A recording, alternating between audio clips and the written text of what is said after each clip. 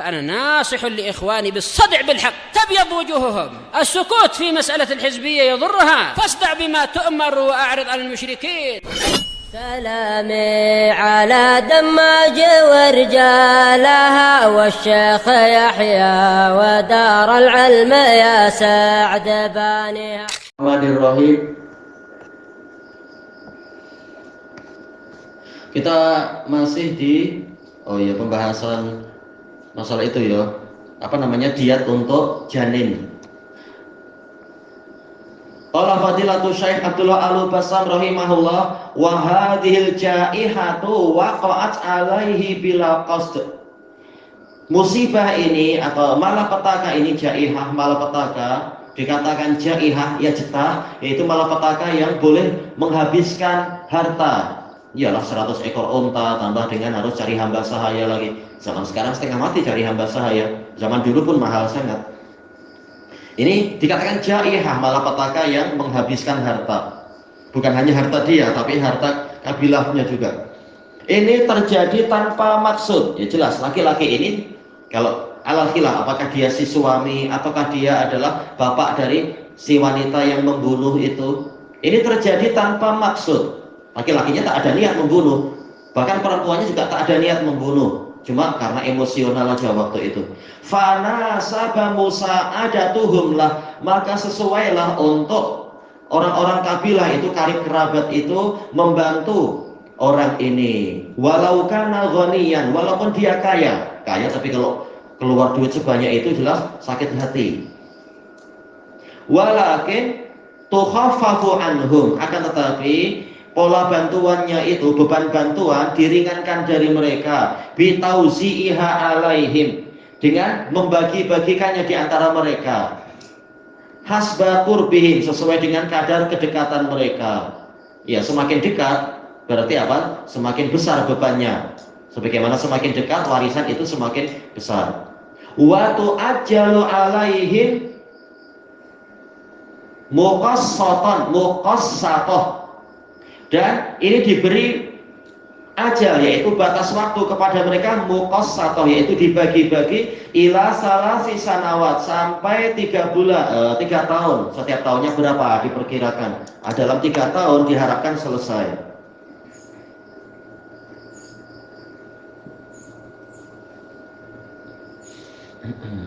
Kalau satu bulan 1 ekor onta pun belum cukup kan ya. Satu tahun baru 12, nanti 3 tahun baru berapa? 36 ya. Tapi itu mungkin 1 orang, tambah dengan orang-orang yang lain, sehingga nanti mencapai 100 ekor unta. Atau mungkin beberapa orang berkongsi untuk mendapatkan 1 ekor unta, sehingga tercapai 100 dalam 3 tahun. Makanya memang nyawa itu sangat mahal, orang wajib berhati-hati. Tidak seperti sekarang, mudah untuk menghilangkan nyawa orang dengan ketidakhati-hatiannya, atau nyawa sendiri dengan main rempet-rempet yang berbahaya itu. Jadi kadang-kadang dilewati kanan kiri kayak Superman, badannya, gayanya bahaya, nanti tahu-tahu masuk ke dalam lori, ya habis, rugi. Yang ketiga, annadiyatal janin alladzi saqata mayyita, diat janin yang keluar dalam keadaan mati, bisa babil jinayah, dengan sebab jinayah, kriminality tadi, gharratun abdun au amah, yaitu dia adalah berupa gharrah, yaitu seorang hamba sahaya lelaki atau perempuan. Telah kita lewati istilah gharrah di sini sebagai penghormatan, karena tetap hamba sahaya ini manusia. Kemudian qaddaral fuqaha qimata hadhil gharrah, para fuqaha memperkirakan harga dari gharrah ini bi khamsin minal ibil, 5 ekor unta. Berarti 1 hamba sahaya nilainya kurang lebihnya adalah 5 ekor unta. Itu pun mahal sekali. Enggak tahu, mungkin sampai apa? 25.000 ringgit mungkin ya. Misalkan 1 ekor unta adalah 5.000 misalkan. Kemudian turasu anhu ka'annahu saqata hayyan, ya diwarisi darinya seakan-akan dia lahir dalam keadaan hidup. Ya boleh diwarisi oleh anggota keluarga yang berikutnya, tergantung siapa yang berhak mewarisi bayi ini tadi. Kemudian kata beliau, wadiyatul janin alal qatil la alal aqilah. Adapun diat untuk si janin ini menjadi tanggung jawab si pembunuhnya, bukan menjadi tanggung jawab anggota keluarga atau karib kerabat dia. Li'annaha aqallu min sulusid diyah. Kenapa tidak dibebankan seperti diat yang lain-lain? Karena ini kecil saja, cuma tidak sampai sepertiga dari diat. Ya, cuma 5 ekor unta dibanding 100. Yang 100 dikongsikan dengan yang lain-lain. Kalau ini harusnya pelakunya yang dibebani itu. Wa makana aqalla min sulusid diyah, menurut peraturan fuqaha, kalau dia itu kurang dari sepertiga diat, kurang dari sepertiga dari 100 ekor unta, fa inal aqilah la tatahammaluh, maka anggota keluarga, para karib kerabat tidak memikulnya. Ini menjadi tanggung jawab si wanita itu. Kalau yang membunuhnya ya wanita tadi. Cuma yang jadi masalah memang apa? Wanitanya mati. Sehingga tadi siapa itu Hamal ibnu Nabirah marah-marah karena sekarang dia yang terbebani. Dohir dari hadisnya menunjukkan dia terbebani.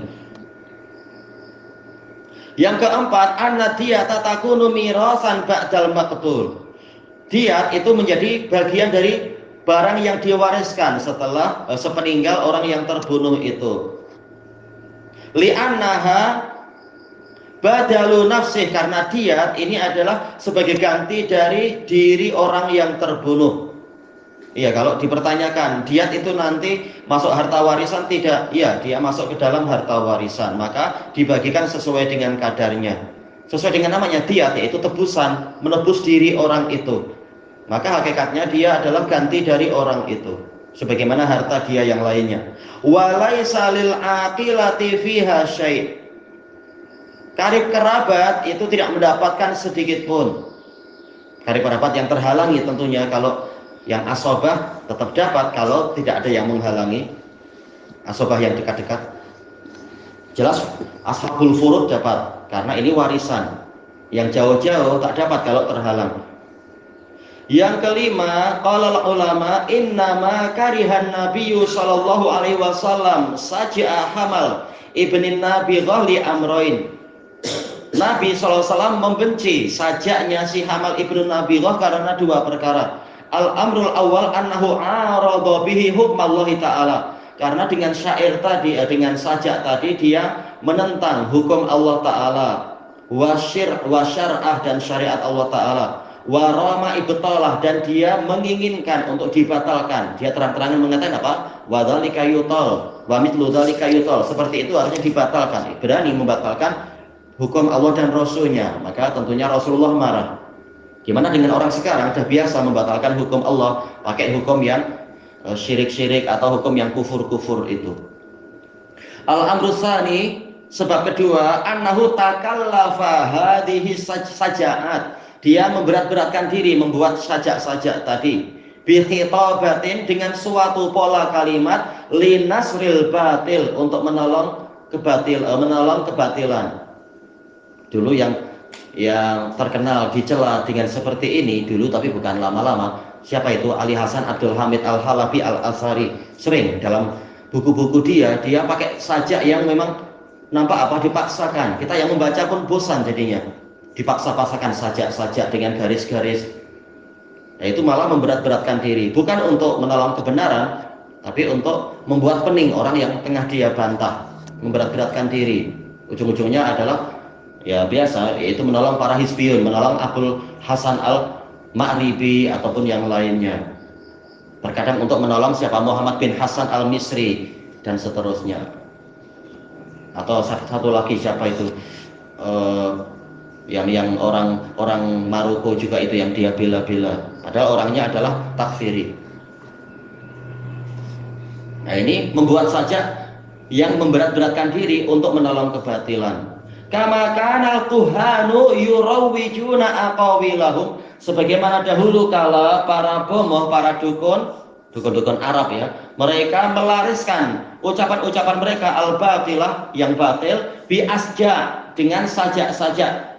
Di masa lampau yang terkenal membuat ini siapa? Yaitu Musailimah al-Kadzdzab, dengan syair-syairnya. Jelas syair bersajak tentunya, namanya syair. Agar apa? Orang kagum, seakan-akan ini wahyu, ternyata bukan wahyu. Tayyib.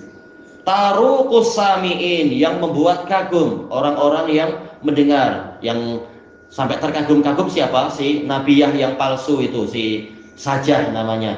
Terkagum-kagum tatkala berjumpa Musailimah, akhirnya kawin mereka. Nabi palsu dengan apa? Nabiyah yang palsu juga. Si Sajah mengatakan syairmu lebih hebat, lalu kemudian apa? Jatuh cinta dan kawin mereka. Ini mereka adalah para kuhan, karena memang dikatakan orang-orang itu bomo. Banyak nabi palsu itu memang mereka adalah para bomo, mengklaim dapat wahyu padahal sekedar ada wangsit dari setan. Memang ada setannya, suka datang memberikan berita ini dan itu. Fayastamiluna bihal qulub. Kemudian dengan itu, dengan sajak-sajak tadi, mereka memiringkan atau menarik hati-hati, agar hati orang tertarik dengan gaya syair-syair dia. Wa yastadhifuna bihal asma. Yastadhifun, yaitu apa? Menjadikan hati itu siap menyambut, sebagaimana menyambut dhaif, menyambut tamu.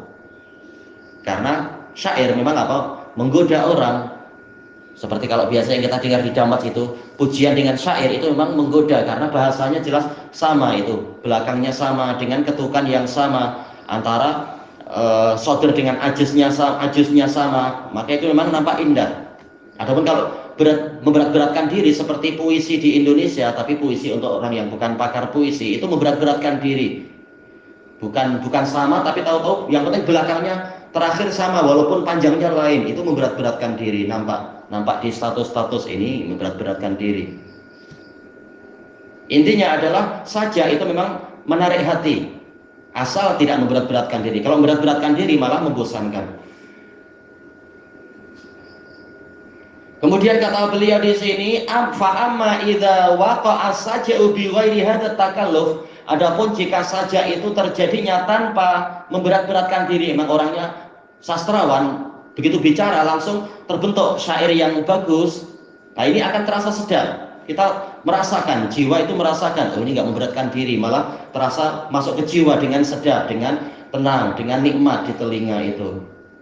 Walam yaqsud bihi nasrul batil, dan pelakunya tidak memaksudkan dengan itu menolong kebatilan, fahuwa ghairu madmum, maka dia itu tidak tercela. Seperti sajak yang indah yang dimiliki oleh siapa? Abdullah ibnu Rawahah radhiyallahu an, atau Hasan bin Sabit al-Ansari radhiyallahu an, ataupun penyair yang lain. Siapa itu?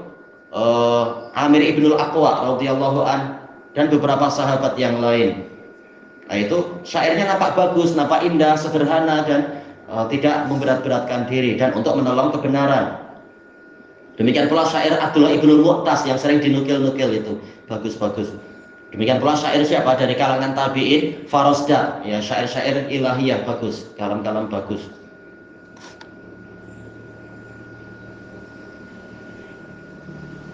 Ayo. Kemudian dikatakan di sini, wa qad jaa'a fi kalamin Nabi sallallahu alaihi wasallam, dan telah datang di dalam kalam Nabi sallallahu alaihi wasallam, faqad khatabal ansar, yaitu beliau mengajak bicara orang Ansar biqauli, dengan ucapan beliau, amma innakum taqilluna inda tama wa tuqilluna inda tama wa tuksiruna indal faza. Adapun kalian itu sedikit di dalam masalah ketamakan, namun kalian menjadi banyak di dalam suasana ketakutan. Ini pujian. Belakangnya sama, yaitu ada ain ada ain, dan yang sebelumnya adalah di fathah. Ini saja, contoh saja. Tapi ini tidak takalluf. Ini Nabi memuji orang Ansar.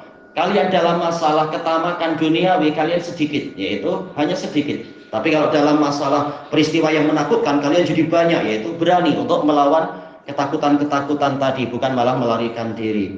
Ini pujian. Wa qala fi du'aihi sallallahu alaihi wasallam, Nabi berdoa, Allahumma inni a'udzubika min ilmin la yanfa wa qaulin la yusma wa qalbin la yakhsha wa nafsin la tashba. a'udzubika min haula'il arba. Ini juga apa? Ini juga sajak, belakangnya ain yang diwaqaf dan sebelumnya fathah. Jelas ini terasa sajak yang indah tanpa memberat-beratkan diri. Ya Allah, sesungguhnya saya berlindung kepadamu dari ilmu yang tidak bermanfaat dan ucapan yang tidak didengar. Dalam riwayat yang lain, wa du'ain la yusma', dan dari hati yang tidak khusyuk dan dari jiwa yang tidak kenyang. Saya berlindung kepadamu dari 4 perkara ini. Ini contoh sajak yang tidak takalluf dan malah diberkahi. Ini doa Nabi. Tayyib, ini diriwayatkan oleh Imam Ahmad dan An-Nasai dari hadis Anas, dan ada penguat dari sanad yang lain. Tayyib, ilahuna wallahu a'lam. Subhanakallahumma wa bihamdika la ilaha illa anta astaghfiruka wa atubu ilaik. Walhamdulillahi rabbil alamin. Jazakumullahu khairan.